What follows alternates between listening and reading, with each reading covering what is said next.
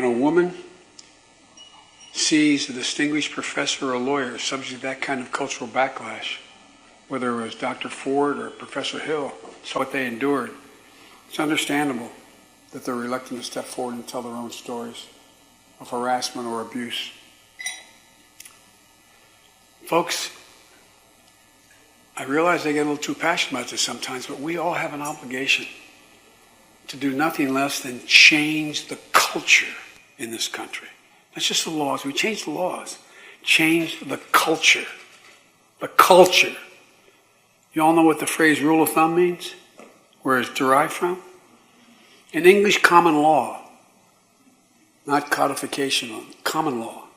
Back in the late 1300s, so many women were dying at the hands of their husbands because they were a chattel, just like the cattle or the sheep, that the court of common law decided they had to do something about the extent of the death. So you know what they said?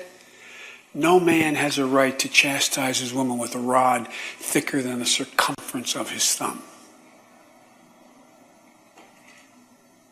This is English jurisprudential culture, a white man's culture.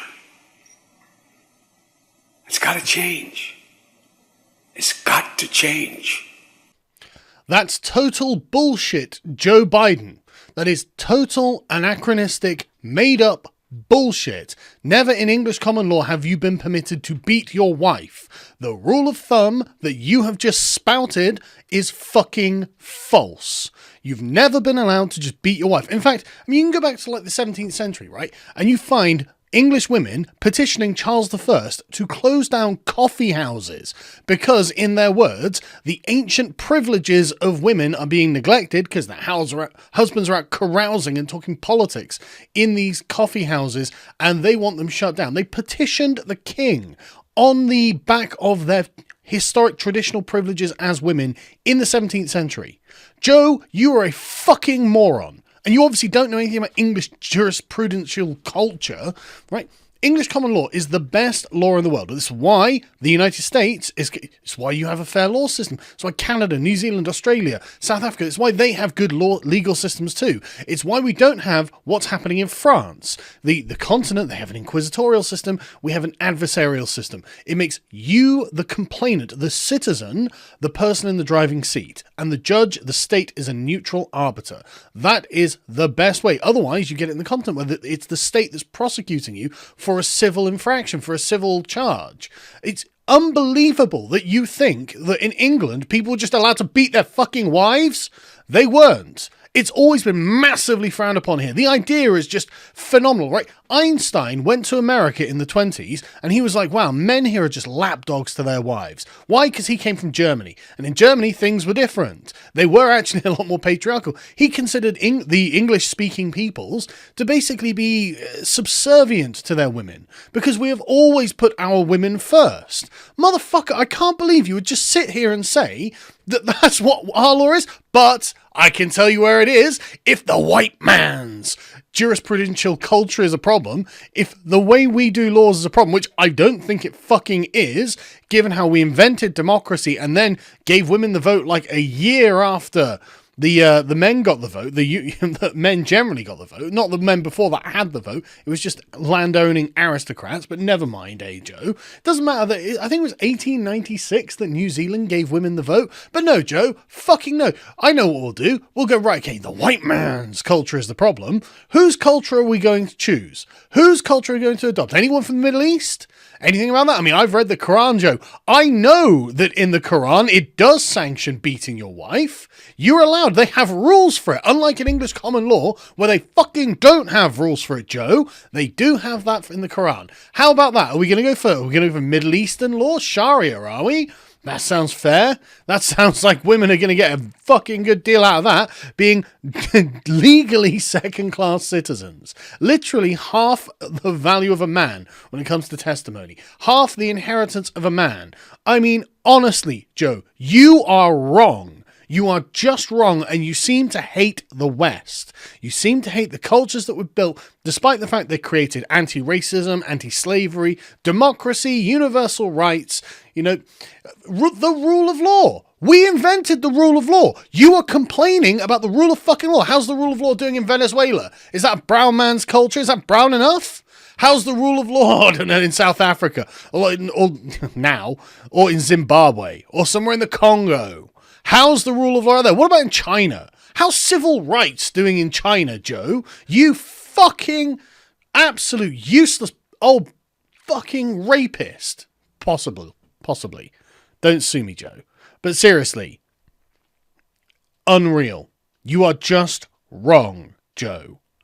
It took 1,000 years for us to get such a fair-minded and citizen-serving form of law, and we gave that to the world. Parliamentary democracy, the rule of law. These are the gifts of England to the world, and they're very, very good. It's... I don't even know... what else needs to be said, Joe? What would you rather? What would you rather? What are the options? You go, oh, but our system's racist. It's not. I mean, what are you going to say? Baltimore? Oh, you're going to look at our incarceration rates. Look at the police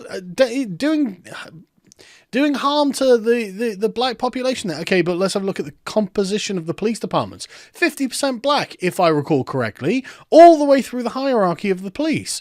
Is that racist? How much does it have to be black before it's not racist, Joe? You absolute hack. You are just... I can't believe anyone gives a damn about anything that you think, but you go, we have to change the culture. I tell you what, there are cultures that we do have to change. How about inner city gang violence? Is that a culture that has to change? I don't think English jurisprudence is actually one of the problem cultures. I actually think it might be the solution.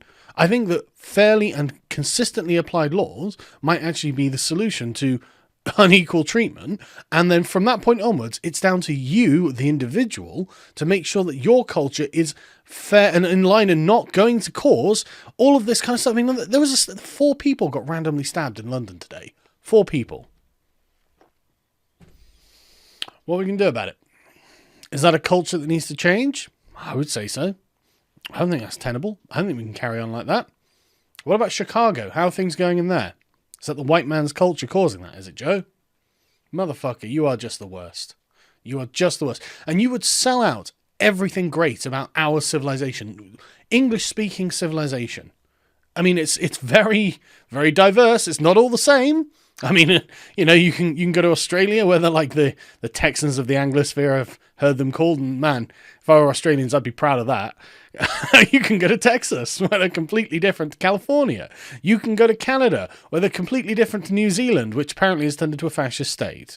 My God, Joe, like the idea that you can just sit there and go, well, this is a white man's culture, therefore it's a problem. Just, why don't you just take the first step? If you have a problem with white people, you know what to do, Joe.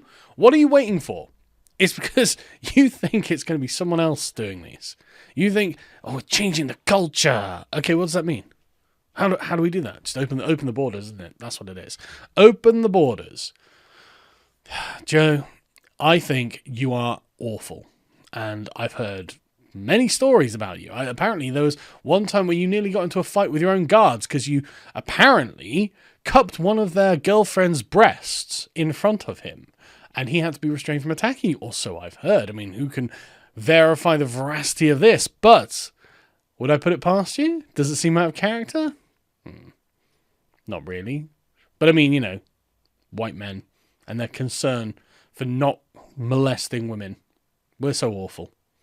But don't give me this rule of thumb bullshit ever again, Joe.